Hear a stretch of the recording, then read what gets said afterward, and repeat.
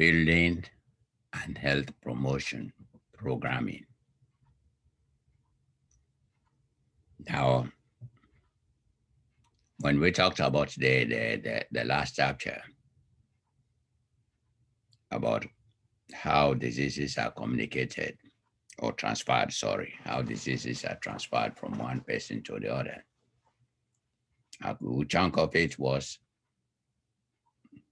what is the role of the individual, whether communicable diseases or non-communicable diseases. There was a big emphasis on communicable diseases, how does one individual transfer the diseases to another individual.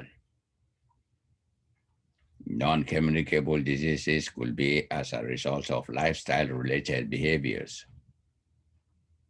wherein people will engage in certain lifestyle that will contribute to their poor health. Now we move into the next phase. What is the role of community? What are some of the things that are needed by individuals living within the community to help promote health? What certain skills are needed by professionals to be able to develop health promotion programming? Because as with any discipline, you have to acquire certain knowledge and skill base for you to be effective in doing what you profess to be able to know and can do. Okay, now the chapter objectives 1. Now, after the study, you should be able to explain terms like evidence, evidence-based practices, or social ecological perspective. What is an evidence? Evidence-based practice and social ecological perspective. You should be able to define community organizing, community capacity, community participation, and empowered community. What are some of this? When you hear these terms, community organizing, what does it mean? At times we hear them most of the time when people talk about social injustice, how community members come together and organize. Well, there are certain skills that are in one way or the other that are common. There has to be a goal. What do we want to achieve? What is the issue that we want to address, and how can we go about being able to address it? You talk about capacity. Do you have the manpower? Do you have the resources? Because most of the time, yeah, you can have the problem, but do you have the capacity? Do you have the know-how, how to go about it? Do you have the skills? You see, because it takes certain knowledge, certain skill base to be able to make your community effective in advocating things that they want to. Because at this time here now, there is a level of advocacy that we're talking about. The community has realized certain limitations or certain deficiencies within their community, and they come together, find ways using the resources available, and also go seek additional resources from other organizations, from the federal government, from the state, and other philanthropic organizations to help address some of those issues. And you talk of empowered community. People are empowered when they can advocate and be able to make their own decisions, to address their own concerns. Identify assumptions that underlines the process of community organizations. See, usually, especially in health, there are a lot of assumptions that we make. We think, okay, if we do A, B, C, then we'll be able to get EF. That's an assumption. And in health, assumption is an intelligent guess based on previous findings. It's not just a guess. It's a form of an assumption that people make based on past experiences. But most of the time, those assumptions could have worked in one situation, but might not be able to work in another situation. So these are all things that needs to be studied.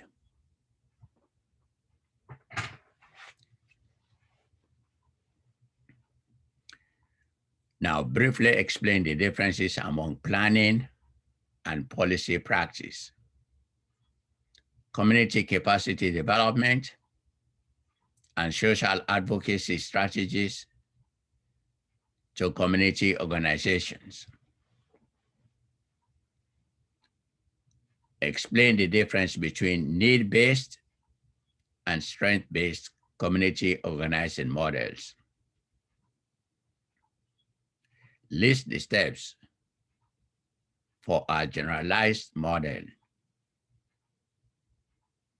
for community organizing / building. Explain what community building means.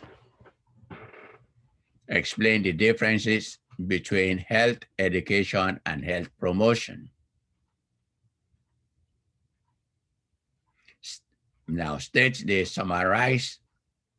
and summarize the steps involved in creating a health promotion program. Define the term needs assessment.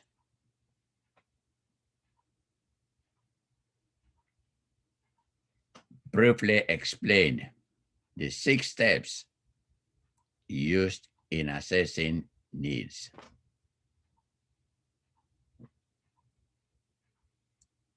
Explain the difference between goals and objectives.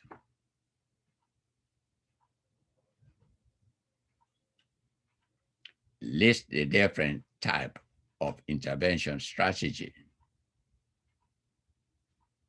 Explain the difference among best practice, best experiences, and best processes. Explain the purpose of pilot testing in program development. State the difference between formative and summative evaluation. So as you can see, there are a lot of objectives here that this chapter can provide. And one thing that I'll tell you is this chapter is a good read. It's easy to read. It makes sense as you read it. So I advise that you read this chapter on your own before even start listening to the lecture notes. See how much of it you understand on your own, because as I said, it's easy read. And it makes sense as you read, as you go along reading it. Things just don't happen because they happen. There's something, some people say there's something to the madness, or But again, there's always something that makes things happen. And those things that happen for the right reasons, there is a strategy. And people have the skills and the knowledge to make things happen. Introduction, evidence-based practice. Now, usually with evidence-based practice, data has already been gathered. Say, for instance, there are 25 people and 25 people have come down with a certain disease in Petersburg, or 25 people have come down with the flu in Petersburg. So now there is evidence that we have to plan for 25 people within this environment, within Petersburg, and we need to make sure that we do all that we can as a community, use all of our resources and skills to make sure that this disease, this flu does not spread to affect more people. And some of those, depending on, could be either vaccinating people and making sure that people do all those things that will keep them from spreading the disease. Okay. Now, systematic finding, appraising, and using evidence as the basis for decision making. Evidence is the body of data that can be used to make decisions. You say most of the time, there is the area wherein people most of the time make mistakes, especially people dealing with communities. Either they don't get the right type of data, or they manufacture the data and go ahead and plan. When you don't have the right data, you will not get the right planning, and for sure, you will not get the right results. You start wrong, you'll end up getting the wrong outcome. So therefore, it's always appropriate, it's always advisable for people who are engaging in collecting data, dealing with health-related issues. Go to the source, get the right type of information, do the right diagnosis. Don't do a diagnosis of flu, then later you treat for a cold. Two different things. You have to have the right diagnosis of the disease or whatever you want to address. It's very, very important that you really know that. Otherwise, a lot of resources have been wasted when people start with the wrong definitions of things, or the wrong diagnosis, or with the wrong motives. Because again, people working in health promotion, one of the things that they have to do away with completely is any form of bias against any group. You treat every group the same, or you treat every group based on their needs. This is what they need. This is how you're going to go about it. And as we said, community, the community has to come together to work on some of these things. Now, the socio-ecological approach to behavior change, interaction between and interdependence of factors within and across all levels of health problems. Interaction between people, interdependence of factors. Some of those factors could be the environmental conditions, the social conditions. They all have a part to play when it comes to dealing with health problems. Behaviors has multiple levels of influence. Behavior change usually a combination of individual and environmental / policy level interventions. So when you talk of individual, it takes the individual and also the environmental situations that contribute to those have to change as well. And also you create policy levels so that there is an expectation, because when policy is put in place, there is an expectation that certain people will be held accountable if they don't do what they are supposed to do. It could be also with the individual.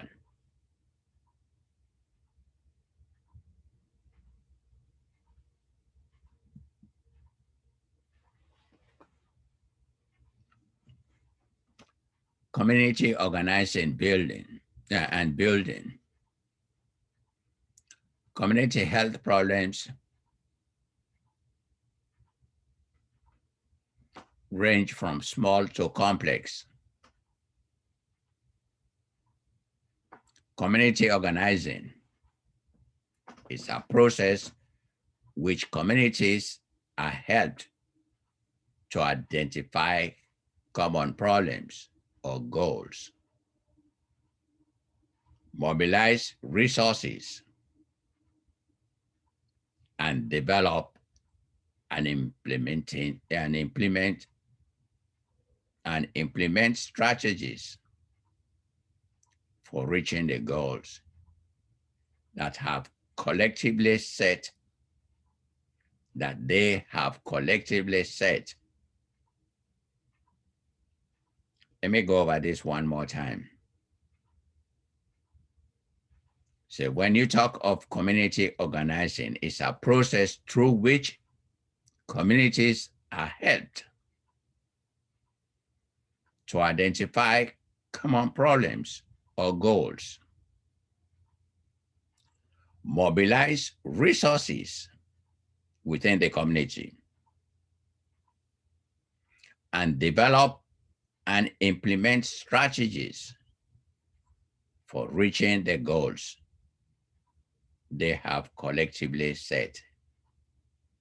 See, there are certain things that I want you to understand here.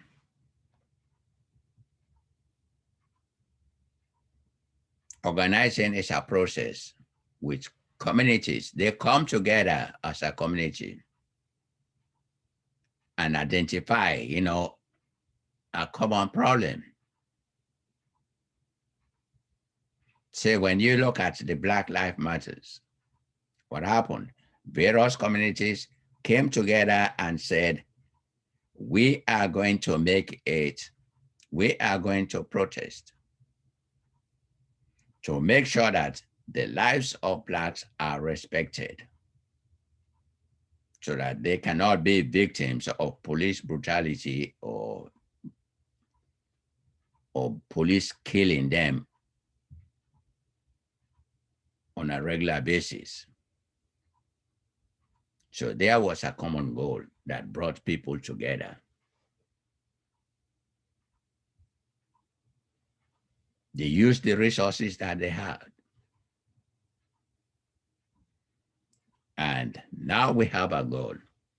These are the resources that we have. Some people develop and post some of this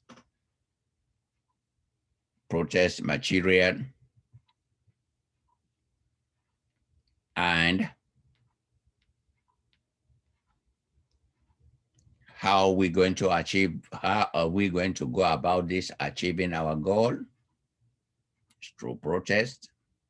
Let it be known by police, let it be known by politicians, let it be known by members of the society that Blacks are asking that their lives matter. See, that goal was not set by one person. They collectively came up with that goal and developed a strategy. See, most of the time, certain communities organize certain things by using a handful of people without really involving a good collection of the members within the community. So usually, one, okay, they don't have most of the resources that they need to be able to achieve that goal. So some of those don't, they usually don't succeed. See, for people to succeed in this, it has to be a community. Community people come together, they bring in various skills and use those skills that are appropriate to first of all, clarify their message. What do we really want? And what resources do we need to go about it? To making sure that we are, because the goal is one. You have the way with it, the resources, yeah. Do you have the manpower? Yeah. Do you have the skills? Yeah. How are we going to implement it? Again, use those skills. So collectively, they're able to be able to make what issue that was just kind of being talked about in small communities now became a national concern, up to the point of becoming a world concern. That the lives of Blacks matters. Should not just be treated as, or should not be at the whim of police, some reckless police who just, I don't know, want to say enjoy it, but like shooting Blacks to death.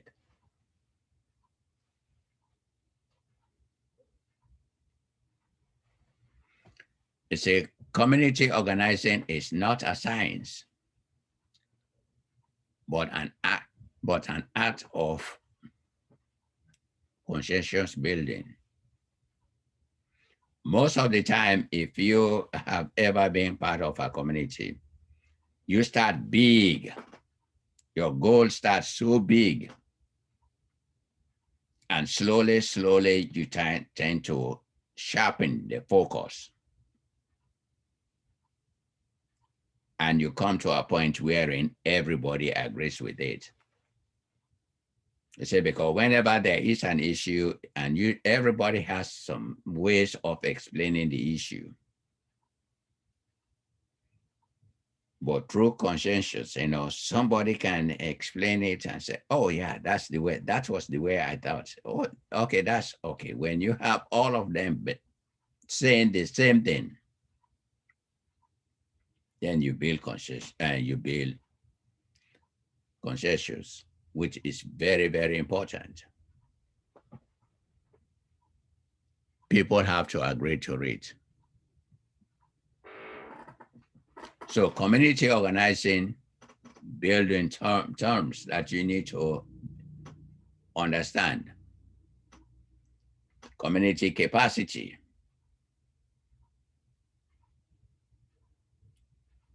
Empowerment. grassroots participation, macro practice, participation and relevance, and social capacity. Social capital.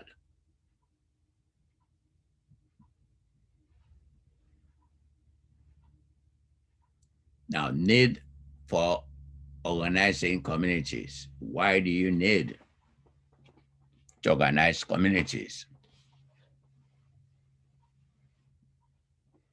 Now, changes in community social structure have led to loss of a sense of community.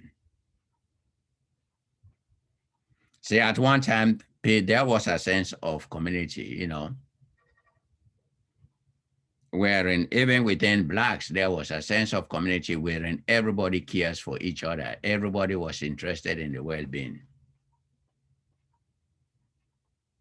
But today, it's hard for me to say that all Blacks really care for each other. So there is a sense of loss. Social structure has created that kind of situation wherein there's a sense of loss. And in most cases, whenever there is a loss within the community, people who suffer are those with less means. Those who need more help get less. Those who don't need any help get more.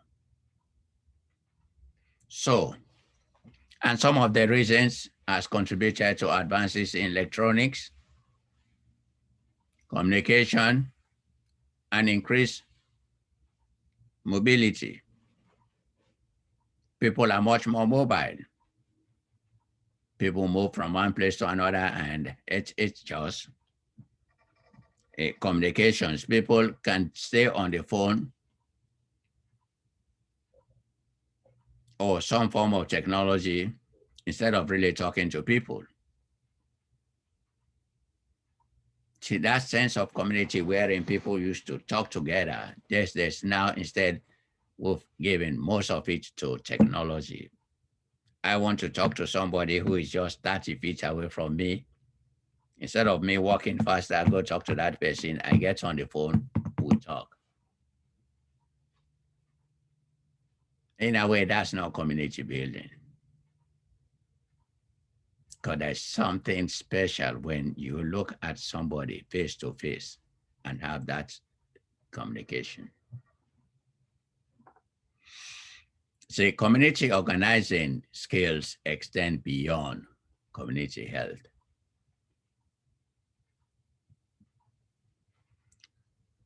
Assumptions of community organizing.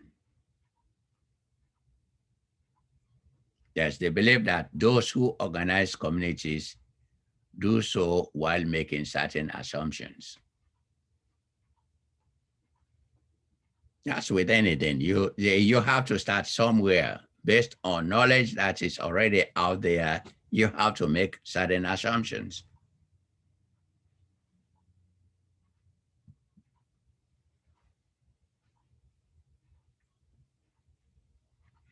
Community organizing methods. There is no single preferred method. Planning and policy practice, community capacity building, and social advocacy.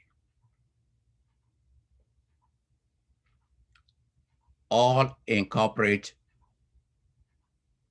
fundamental principles.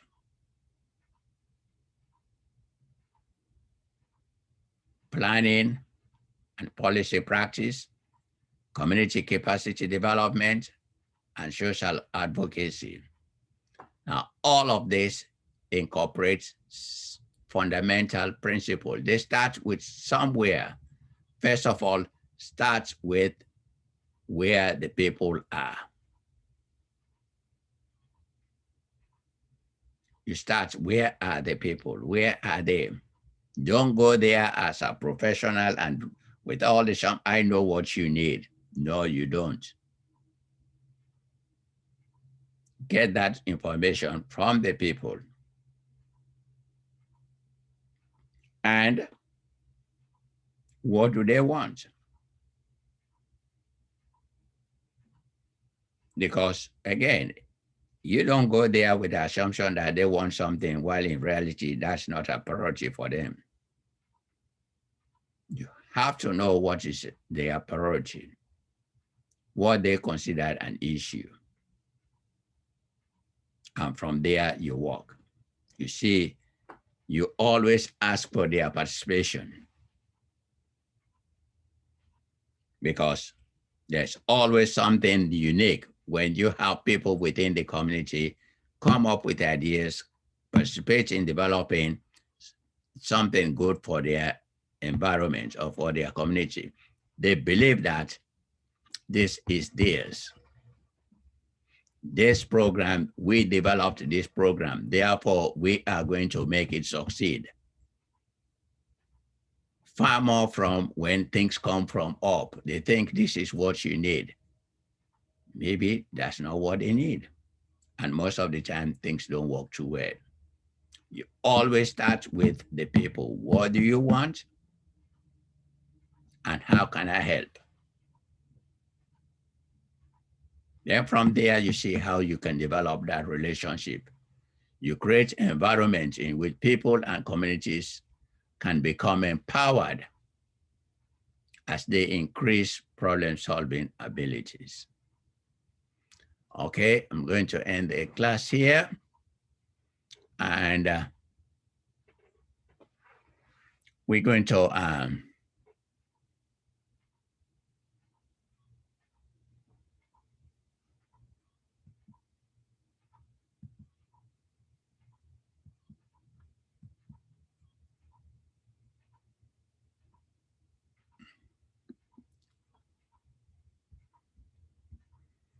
make sure you take time to read.